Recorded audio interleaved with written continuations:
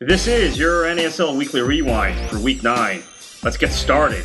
Lockhart Stadium, Fort Lauderdale, Florida. Rivalry match between the Rowdies and the Strikers. Tampa Bay undefeated in their last 9 meetings with Fort Lauderdale. And in the first half, they would look to extend that domination. Luke Mulholland, what a belt. What a shot.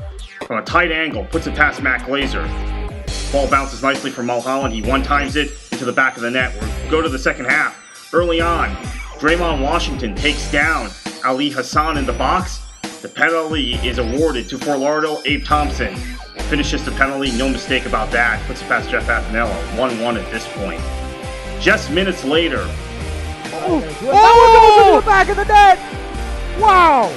Attinelli couldn't get to it. It creeps over his head, and amazing. It's 2-1 Strikers. What a turn of events. Without question, a goal of the week nominee from Mark Anderson, who's making a habit of scoring spectacular goals. Into second half stoppage time, Restrepo on a nice pass from Andy Harone, gets past Attinella, stays with the play, and puts it in to make the score 3-1 Fort Lauderdale. They're going to get their first win in 10 meetings against the Rowdies. What a game this was in front of the home fans in Fort Lauderdale. We see Restrepo going over there to celebrate with those that are partying on the pitch.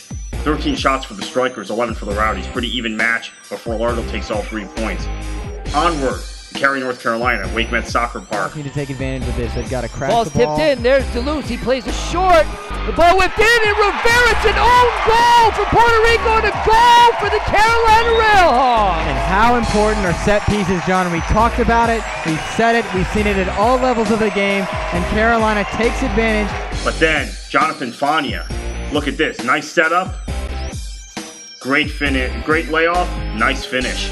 The Islanders even it up at 1 in the 79th minute. Jay Needham, the goal scorer. He's making a habit of coming up from that defensive position and scoring goals. 83rd minute, Puerto Rico looks like they're going to take the lead, but what a save by Burrs. Cleared off the line by the defender. And the Islanders fail to take that lead. Life still for the Railhawks to get their first win of the season, and they would take advantage of it. T. Shipolani, earlier in the week, the hero against the Los Angeles Galaxy in the U.S. Open Cup, finishes that chance. Carolina has their first win of the season.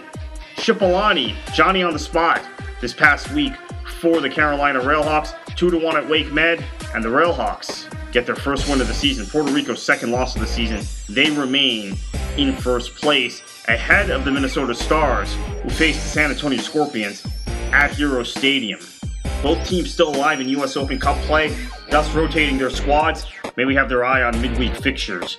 San Antonio will get a chance early first half. Wes Knight coming up from his defensive position, putting a ball on frame, but Van Okel, who'd win NASL Defensive Player of the Week, with a nice stop there. Both teams obviously cognizant of their results in Open Cup midweek, both winning, coming off of the U.S. Open Cup victories. Minnesota wasn't without chances themselves, but San Antonio's defense was resolute, coming off a victory over the Houston Dynamo. 0-0 draw. Let's hear from the coaches. Our possession is not on its mark. We tend to look for a one-pass answer to solve things, and it's got to be multiple passes to build our chances and to make sure that they're chasing us, not us chasing them. It's tough, but at the end of the day, it's part of our job is to step out there, move the ball, get it going, get some good energy, And overall, for us, I was pleased with some moments in the half. I just think the final third, if you get a little more clever, a little more dangerous, I think we'd be up a goal.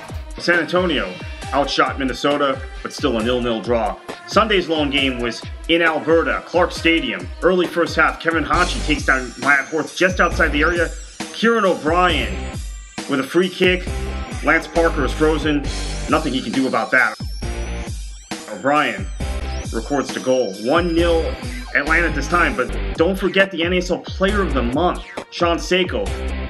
Puts it beautifully in the path of Ishir Pinto. Maybe Martin Lancaster threw him off just a bit, but he misses. 40th minute, Kieran O'Brien, beautiful cross. Shane Maroney's third goal of the season. That's his third goal coming up from his defensive position. Acrobatic header, puts it past Parker.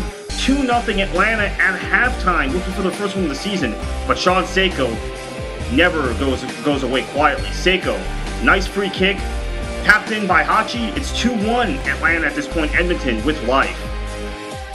Martin Lancaster would be sent off for a tackle from behind in the 79th minute, meaning Edmonton would see the remainder of the game up a man and get their opportunities. Seiko once again finds Paul Craig. puts it past Ilias, but it's flagged for offsides. Edmonton would lose this game 2-1. Atlanta's first victory of the season. Edmonton outshot Atlanta 2-1, but still came out on the losing end. NASL Week 9 standings, Puerto Rico still on top on goal difference over Minnesota. They're level on points. 3 teams tied at the bottom. Only 9 points separate first place and last place in the league. Thanks again for joining us. We'll catch you next week.